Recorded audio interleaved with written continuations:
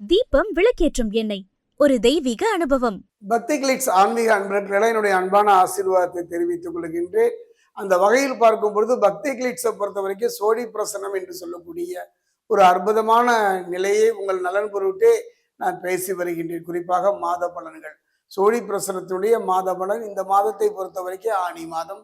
இந்த ஆனி மாதம் எவ்வாறு இருக்கும், ஏன் ஒவ்வொரு மாதமும் நாம் சோழி பிரசன்னம் பார்க்கின்றோம் என்றால், ஜாதகம் பார்க்கின்றோம் என்றால், ஜோதிடம் தெரிந்து கொள்ள வேண்டும் என்றால், காலம், ஒவ்வொரு காலமும் ஒவ்வொரு நேரமும் நம்ம கையை விட்டு நகர்ந்து கொண்டே இருக்கிறது. ஏதோ ஒரு நம்பிக்கையில இந்த வாழ்வு உடலும் மனமும் நகர்கின்றது. ஏதாவது ஒரு நன்மை நடந்து விடாதா, ஏதாவது ஒரு நன்மை நோக்கி நகர்ந்து விட மாட்டோமா, இழந்ததை திரும்ப பெற மாட்டோமா, உயர்ந்த இடத்தை நோக்கி தொழில வாழ்க்கையில் அமைய மாட்டோமா? இதுதானே அந்த வகையில் இந்த ஆனி மாதம். கடந்த மாதத்தினுடைய நிகழ்வுகளிலிருந்து ஒரு நல்ல மாற்றம் பெறுமா என்பதை இப்ப நம்ம சோழி பிரசனத்துல பார்க்க போறோம். மிதுனம், மிதுனத்தை பொறுத்த வரைக்கும் ஒரு நல்ல மாற்றம் கிடைக்குமா என்பதை இப்ப நம்ம பார்க்கலாம்.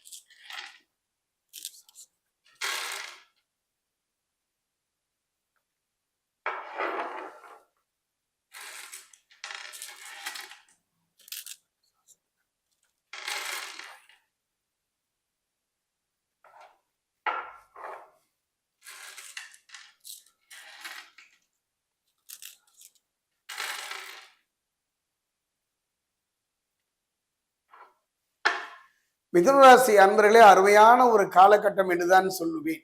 அந்த காலம் உங்களுக்கு நற்பலனை தர தயாராக இருக்கின்ற ஒரு மாதம் இந்த மாதம் தான். காரணம், நாம் நல்லா இருப்போம் என்று நினைப்பதற்கோ சொல்வதற்கோ இன்று யாரும் இல்லை.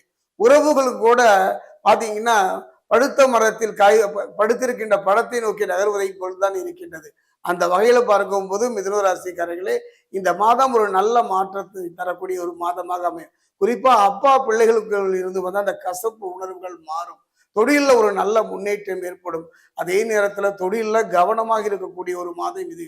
நம்முடைய உயர்வை பார்த்து பொறாமைப்படுகின்ற, சங்கடப்படுகின்ற, நம் கூடவே இருக்கின்ற சிலர்னால சில மனரீதியான காயங்கள் ஏற்பட வாய்ப்பு இருப்பதனால கவனமாக இருந்து விடுங்கள். குறிப்பா சொல்ல போனா மிதுனராசியுடைய ராசிநாதன் யாருன்னு பாத்தீங்கன்னா புதன் தானே.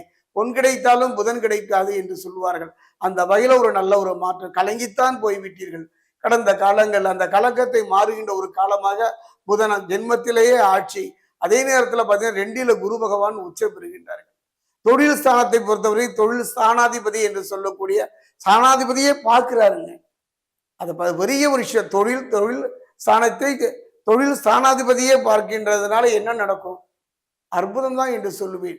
குடும்பத்துல, வாழ்க்கையில, தொழில ஒரு நல்ல மாற்றம் ஏற்படும். ஒரு தொழிலை தொடங்கி விட்டோம், பொருளாதாரத்தின் காரணமாக போராடியவங்களுக்கு அதுக்கு ஒரு தீர்வு கிடைக்கும். நீங்கள் எதிலெல்லாம் போராடி களைத்து போனீர்களோ அதிலெல்லாம் கை தூக்கி விடுவதற்கும் மனதுக்கும் உடலுக்கும் ஒரு தன்னம்பிக்கை தரக்கூடிய ஒரு செயல் தான் இந்த நிகழ்வு. அதே நேரம் பார்த்தீங்கன்னா தனஸ்தானத்துல யாருன்னு பார்த்தீங்கன்னா பிரகஸ்பதி என்று சொல்லக்கூடிய குரு, களத்திரகாரகன் சுக்கிரன், இந்த இருவருடைய சேர்க்கை ஏற்றுப்பதனால வருமானம் இருக்கும். வருமானம் மட்டும் கிடையாதுங்க, நிம்மதி பெறுவதற்கு ஏற்ற தருணமும் மாதமும் இந்த ஆனி மாதம் தான்.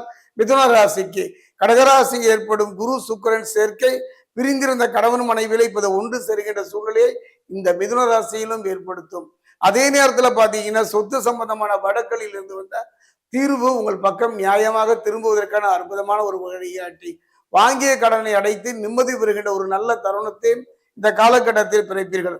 உழைப்பிற்கு ஏற்ற ஊதிய உயர்வு கிடைப்பதோடு குறிப்பா சொல்ல போனா கூடுதல் பொறுப்புகளை வாய்க்கும்.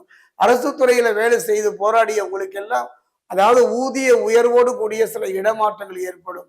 வாங்கிய கடனை அடைப்பதற்கான ஒரு நல்ல வாய்ப்புகளும் சந்தர்ப்பங்களும் இந்த காலகட்டத்தில் அமையும். ஏனோ மனது ரீதியான சில விரக்தியான சூழ்நிலை இருப்பவர்களுக்கு கூட அந்த நிலை மாறும். காரணம் என்னன்னு பாத்தீங்கன்னா தனஸ்தானத்துல குரு சுக்கிரனுடைய அமைப்பு. குறிப்பா சொல்ல போனீங்கன்னா நான் சொன்னேன் அல்லவா, உழைப்புக்கேற்ற ஊதியம் அது எல்லாருக்கும் அமையாதுங்க. அந்த உழைப்புக்கேற்ற ஊதியம் என்பது அரசு துறையில பொது வாழ்க்கையில கிடைப்பதற்கான அருமையான சந்தர்ப்பம். தடைபட்டு போன திருமணம், தடைபட்டு போன சுபகாரியங்கள் எல்லாம் நல்ல முறையில் நடப்பதற்கான ஒரு சந்தர்ப்பம் அமையும். குடும்பத்தை விட்டு பிரிந்திருந்தவர்கள் மீண்டும் இணைவர். இது ஒண்ணுதாங்க.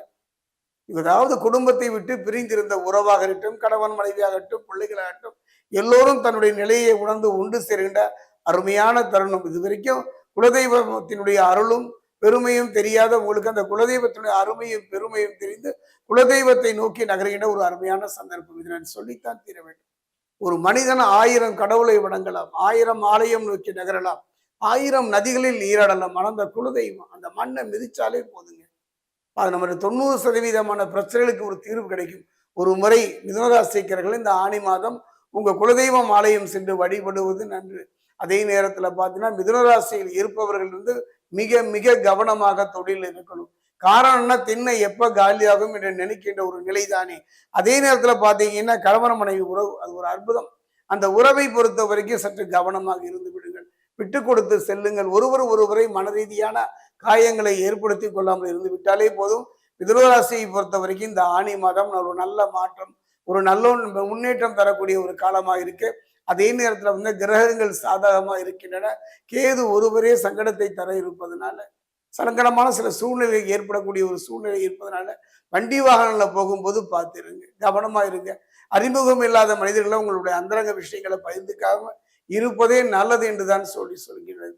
தெய்வ பலமும் தெய்வ பலமும் நிறைந்தவங்க வாழ்க்கையில அந்த மனோபலம் அப்பப்போ காயப்படலாம், ஏற்றத்தாழ்வுகளை சந்திக்கலாம். அந்த ரீதியில அருகிலுடைய ஒரு சித்தருடைய ஆலயம் செல்லுங்கள்.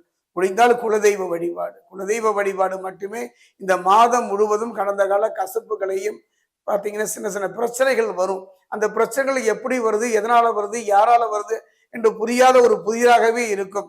இந்த பிரச்சனைகள்லாம் தீர்வு யாருன்னு பார்த்தீங்கன்னா குலதெய்வம் தான். நீங்க எந்த நிலை இருந்தாலும் எத்தனையோ உங்களுக்கு சிரமம் இருக்கலாம், பொருளாதார ரீதியா இல்ல செல்லலாம் என்ற மனம் இருக்கலாம், ஏதோ ஒரு சூழ்நிலையினால தடைகள் இருக்கலாம். இதையெல்லாம் ஒரு பக்கம் வச்சுட்டு குலதெய்வம் ஆலயம் சென்று வழிபாடு செய்யுங்கள். குலதெய்வமே தெரியவில்லை என்று நினைப்பவர்கள் கவலையே பட வேண்டாம். குலதெய்வத்தை தெரிந்து கொள்கின்ற ஒரு சந்தர்ப்பத்தை தரக்கூடிய ஒரு ரகசியத்தை சொல்கின்றேன்.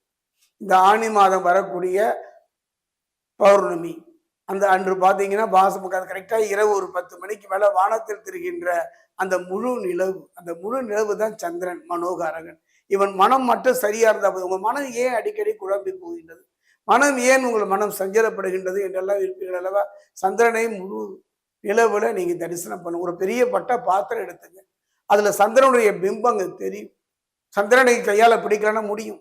அந்த சந்திரனுடைய பிம்பத்தை அந்த பாத்திர தண்ணியில தெரிகிற மாதிரி வச்சுட்டு நிறைய பூக்களை வாங்கி அந்த தண்ணியில போட்டுக்கிட்டே வாங்க. அந்த தண்ணியில நீங்க ஒவ்வொரு முறை பூ போடும்போது சலனம் ஏற்படும், திரும்ப பார்த்தீங்கன்னா ஒரு நிலை ஏற்படும். இவ்வாறு கொஞ்சம் கொஞ்சமாக பூக்களை போட்டு வரும்போது மன சஞ்சலங்களும் மன வேதனைகளும் மன குழப்பங்களும் இருக்கின்ற ஒரு அருமையான மாதம் இந்த மாதம். காரணம் திரும்பவும் நான் விட்ட இடத்திற்கே வருகிறேன். ராசிநாதன் புதன் ஜென்மத்துல ஆட்சி, 2ல குரு உச்சம். அந்த 2ல குரு உச்சமாகின்ற ஒரு அற்புதமான காலம், நல்ல மாற்றம் தரும். கவலைப்பட வேண்டாம். இந்த ஆனி மாதம் மிதுன ராசி ஒரு பொற்காலம், நற்காலம்.